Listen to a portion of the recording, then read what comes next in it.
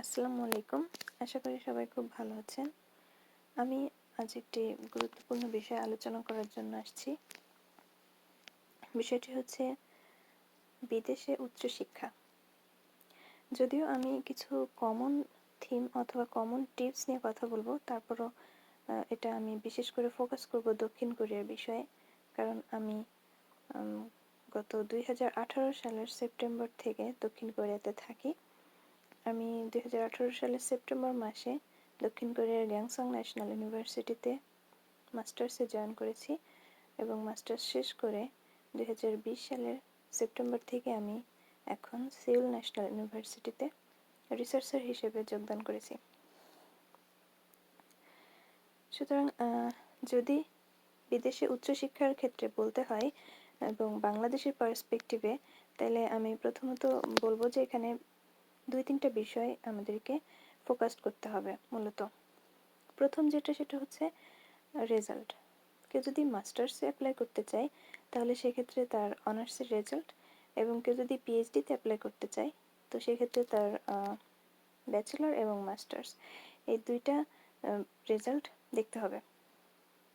যদিও রেজাল্ট সবসময় খুব বেশি গুরুত্বপূর্ণ না, কারণ অনেক কম রেজাল্ট করেও অনেকে ভালো ভালো ইউনিভার্সিটিতে চান্স পায়, বিকজ এখানে রেজাল্ট ছাড়া আরও 2-3টা ক্রাইটেরিয়া আছে। তো আমি একে একে সবগুলোই বলবো। তো রেজাল্টের ক্ষেত্রে যদি বলি, মোটামুটি একটা ভালো রেজাল্ট থাকলে এটা যে কোনো একটা স্টুডেন্টের জন্য এটা একটা প্লাস পয়েন্ট। যদি কারো 3.50 উপরে থাকে তো সেটা খুব একটা ভালো রেজাল্ট হিসেবেই গণ্য করা হয়। আর সেকেন্ড সেটা হচ্ছে যে একটা ইংলিশ, আপনি যে ইংলিশ কারিকুলামে পড়াশোনা করেছেন তার জন্য ইউনিভার্সিটি থেকে একটা মিডিয়াম অফ ইনস্ট্রাকশন দেওয়া হয় ইংলিশে, মিডিয়াম অফ ইনস্ট্রাকশন দেওয়া হয় ইন ইংলিশ। সেটা একটা অন টাইপ অফ সার্টিফিকেট। কিন্তু কিছু কিছু ইউনিভার্সিটিতে রিকোয়ারমেন্টই থাকে যে সেখানে IELTS এর সার্টিফিকেট দিতে হবে এবং একটা নির্দিষ্ট স্কোর দেওয়া থাকে।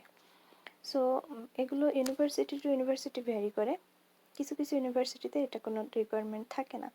তো যে সকল ইউনিভার্সিটিতে রিকোয়ারমেন্টগুলো থাকে সেই সকল ইউনিভার্সিটির জন্য অবশ্যই দিতে হবে, এবং যে সকল ইউনিভার্সিটিতে এগুলো থাকে না সেই সকল ইউনিভার্সিটিতে যদি আপনি দেন আপনার সার্টিফিকেট IELTS এর এবং একটা ভালো স্কোর, তাহলে আপনি প্রায়োরিটি পাবেন অন্যান্য স্টুডেন্টের থেকে।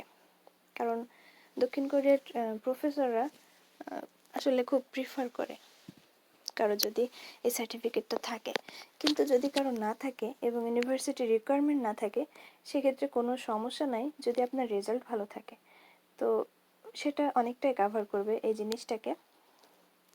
তারপরও IELTS একটা গুরুত্বপূর্ণ বিষয় বিদেশের উচ্চশিক্ষার জন্য, বিশেষ করে দক্ষিণ কোরিয়ার জন্য, কারণ এখানে GRE অ্যাকসেপ্টেবল না, এখানে IELTSটাকে বেশি গুরুত্ব দেওয়া হয়। এবং থার্ড নাম্বার যেটা বলবো সেটা হচ্ছে পাবলিকেশন।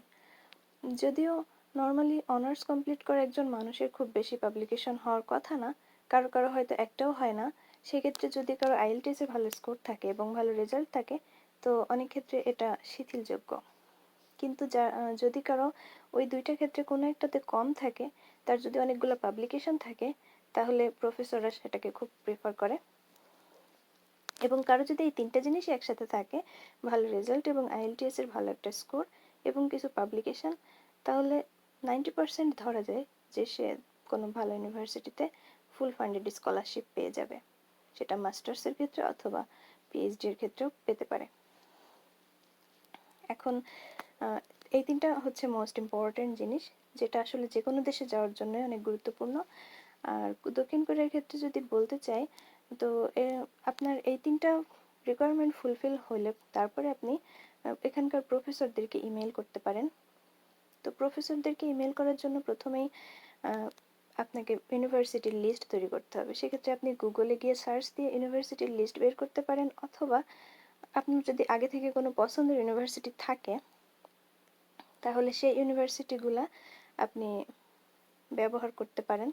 এর জন্য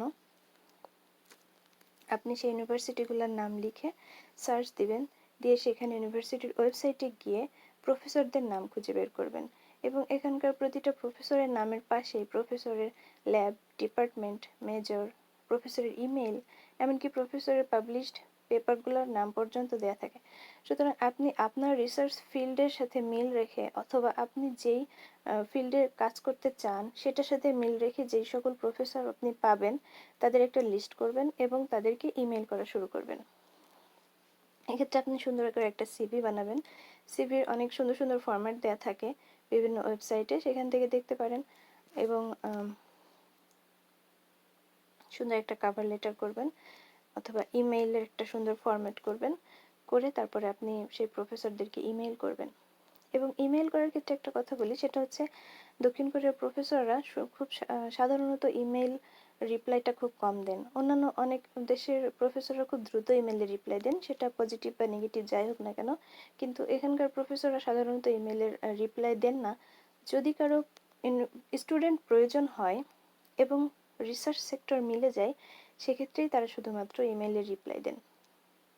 তা না হলে কেউ দেখা যায় যে 1-150 ইমেল করেও কোনো রিপ্লাই পায় না, কারণ সে হয়তো যাদের কাছে ইমেল করতেছে তাদের স্টুডেন্ট লাগবে না অথবা তাদের রিসার্চ ফিল্ড মিলছে না।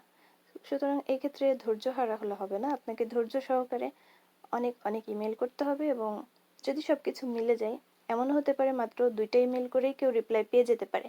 সো যদি আপনার কাঙ্ক্ষিত সেক্টরে এবং সঠিক প্রফেসরের কাছে যদি আপনি ইমেলটা পাঠাতে পারেন, তাহলে অবশ্যই আপনি রিপ্লাইটা পাবেন পজিটিভলি এবং আপনি আপনার কাঙ্ক্ষিত জায়গায় পৌঁছাতে পারবেন। আজ এই পর্যন্তই। ধন্যবাদ সবাইকে।